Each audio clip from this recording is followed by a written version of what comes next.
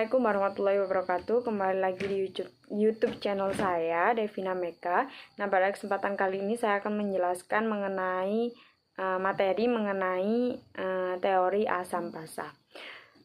Sebelum itu saya akan memperkenalkan diri terlebih dahulu. Nama saya Devina Meka Utami, NIM 1836. Nah, untuk tujuan pembelajaran pada teori asam basa ini, siswa dapat menjelaskan pengertian asam basa menurut Arrhenius, menurut Bronsted-Lowry, menurut Lewis. Siswa juga dapat mengetahui sifat-sifat asam basa. Siswa juga dapat mengetahui jenis-jenis pada asam basa.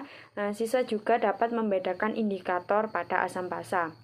Nah, untuk pembahasan pokok bahasan materi itu teori asam basa, sifat-sifat asam basa, jenis-jenis asam basa, indikator asam basa. Nah, untuk yang pertama itu teori asam basa, ini menurut Arrhenius, Bronsted-Lowry, dan Lewis. Nah, di situ beberapa ilmuwan menurut di situ ada Arrhenius, Bronsted-Lowry, Martin, dan Gilbert Newton Lewis. Untuk yang pertama itu teori asam basa Arrhenius. Nah, Arrhenius ini berpendapat bahwa dalam air larutan asam dan basa akan mengalami penguraian menjadi ion-ionnya. Nah, asam ini merupakan zat yang di dalam air dapat melepaskan ion hidrogen atau H+, dan sedangkan basa itu merupakan zat yang di dalam air dapat melepaskan ion hidroksida atau OH-. Seperti itu.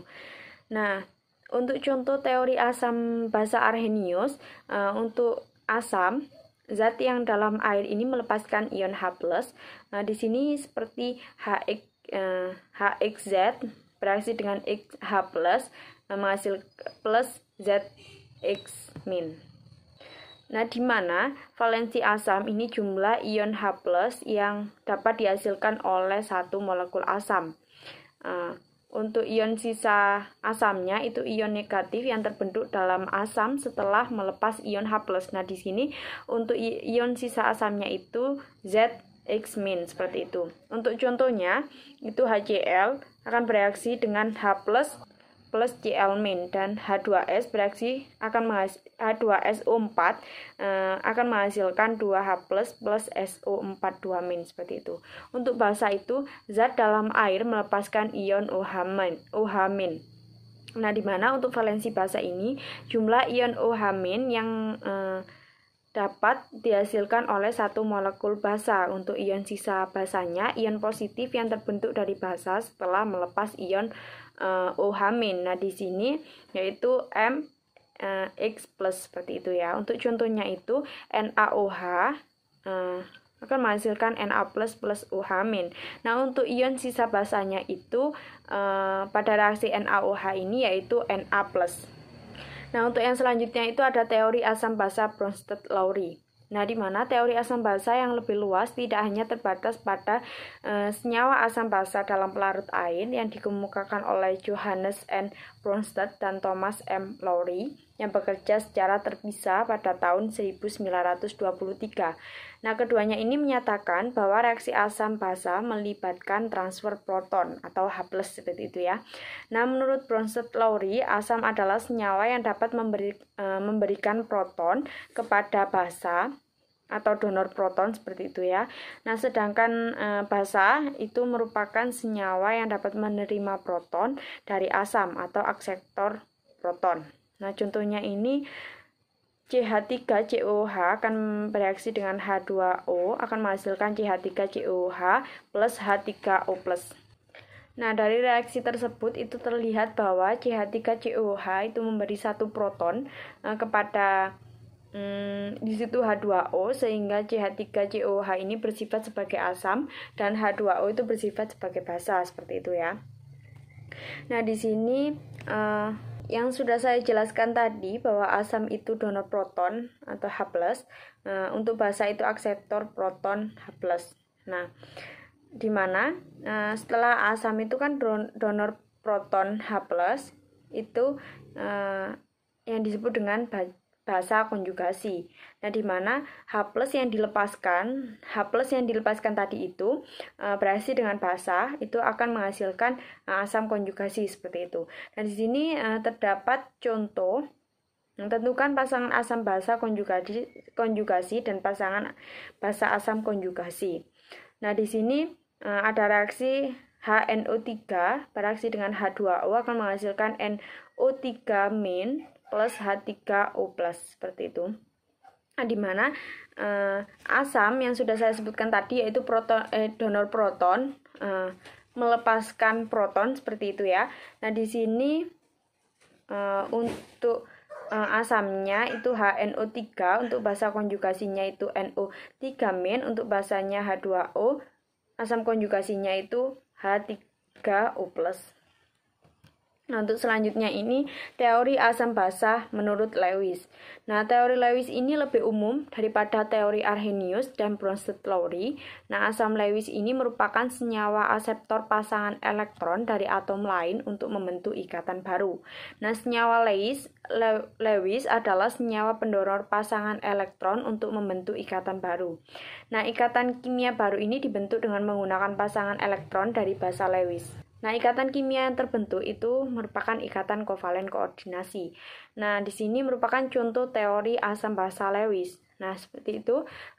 Asam itu akseptor pasangan elektron, untuk basanya itu donor pasangan elektron, seperti itu ya. Nah, di situ terdapat contoh NH3 plus BF2, di mana NH3 ini basa, untuk BF3-nya ini asam. Nah, di mana yang tadi sudah dijelaskan bahwa teori asam basa Lewis itu ikatan kimia yang terbentuk itu ada ikatan kovalen koordinasi. Nah, di situ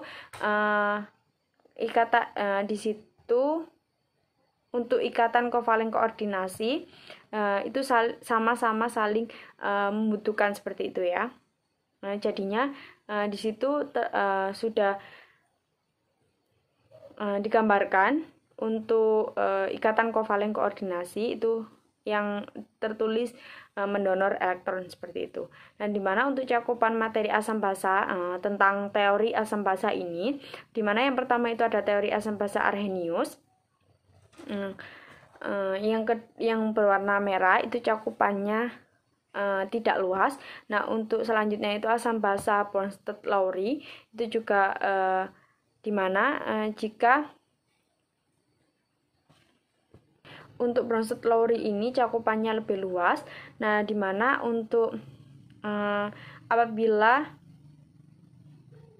yang disebut asam menurut Arrhenius itu juga disebut asam menurut Bronsted-Lowry. Tetapi apabila disebut asam menurut Bronsted-Lowry itu belum tentu disebut asam menurut Arrhenius, seperti itu. Nah, untuk yang berwarna hijau itu teori asam Lewis. Nah, di mana apabila yang disebut asam menurut Bronsted-Lowry dan Arrhenius itu belum tentu disebut asam menurut basa Lewis, seperti itu. Nah, untuk yang selanjutnya itu sifat-sifat asam basa. Sifat-sifat asam basa, untuk sifat asam secara umum ion hidrogen itu mempunyai muatan positif, maka dari itu asam memiliki beberapa sifat, yaitu sebagai rasa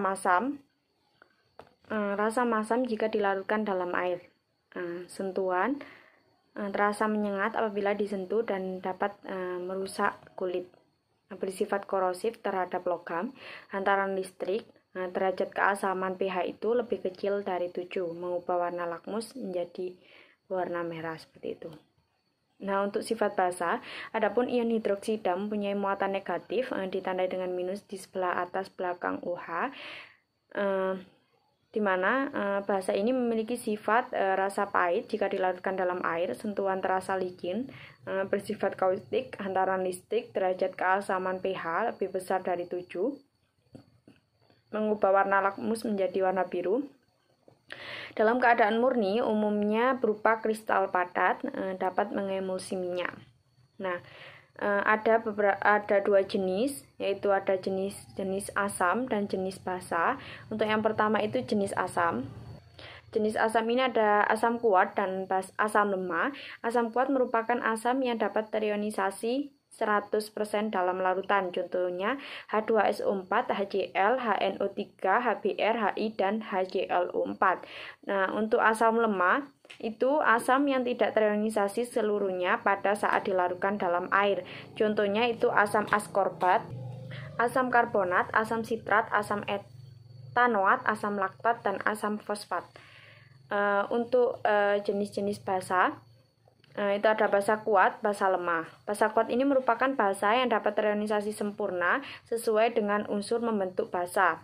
Seperti contohnya itu LiOH, NaOH, KOH, CaOH 2 kali, SrOH 2 kali, RbOH, BaOH 2 kali, MgOH 2 kali. Nah, untuk basa lemah itu merupakan basa yang tidak berubah seluruhnya menjadi ion hidroksida dalam larutan. Untuk contohnya itu ada NH3, FeO 2 kali, NH2OH. Nah, untuk selanjutnya itu di sini saya akan membahas tentang indikator asam basa dan pH. Indikator asam basa ini merupakan zat yang dapat memberikan warna berbeda dalam lingkungan asam dan basa.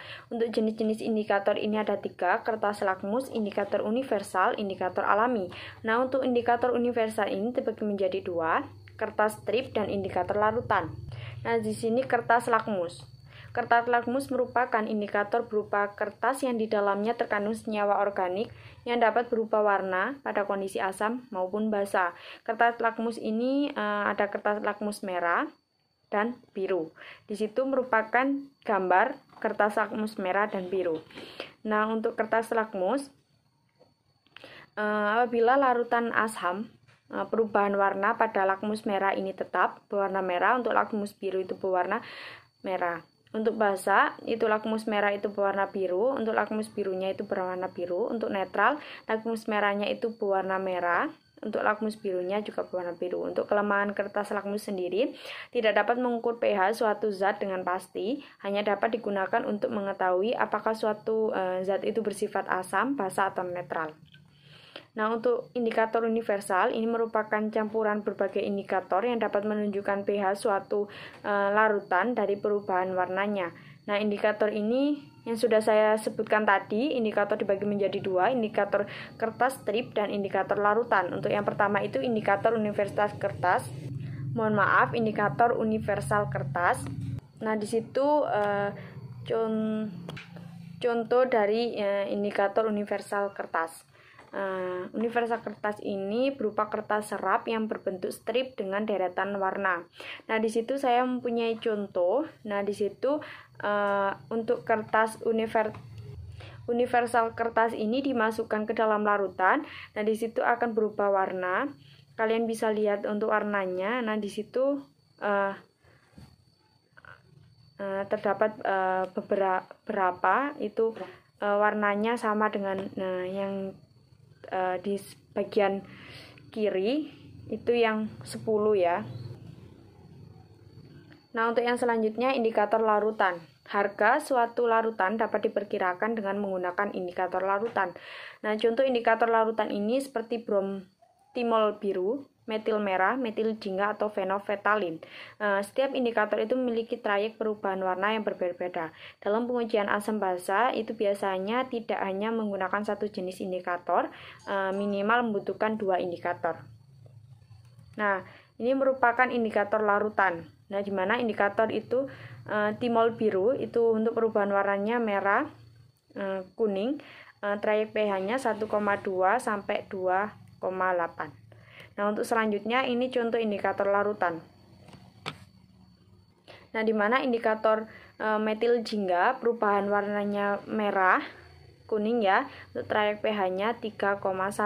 Nah, di situ larutan dimasukkan metil jingga akan menghasilkan warna merah untuk pH-nya kurang dari 3,1. Nah, untuk yang kedua, apabila menghasilkan kuning, pH-nya itu lebih dari 4,4 seperti itu. Nah, untuk selanjutnya indikator alami. Nah, indikator alami ini berasal dari tumbuhan-tumbuhan seperti bunga, sayur-sayuran, atau buah-buahan. Nah, untuk contohnya itu ada kol ungu, bunga kembang sepatu, kunyit, wortel, kulit manggis. Nah, untuk selanjutnya indikator alami itu akan mengekstrak bahan alamnya. Nah, yang pertama, dengan cara pertama itu gerus bahan alam, setelah itu tambahkan sedikit air, kemudian saring. Untuk cara yang kedua, rebus atau rendam bahan alam dalam air panas, setelah itu didinginkan, kemudian disaring.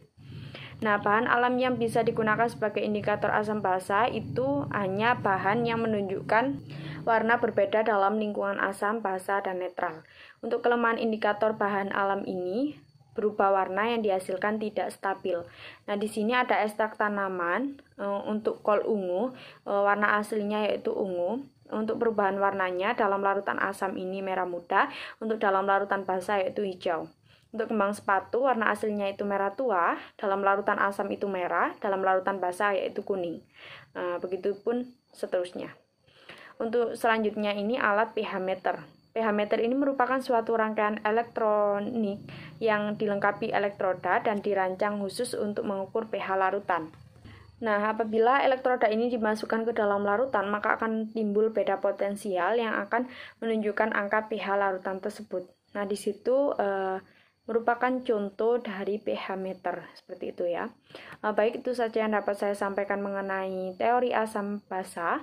Apabila ada salah kata, saya mohon maaf. Saya ucapkan dengan terima kasih. Assalamualaikum warahmatullahi wabarakatuh.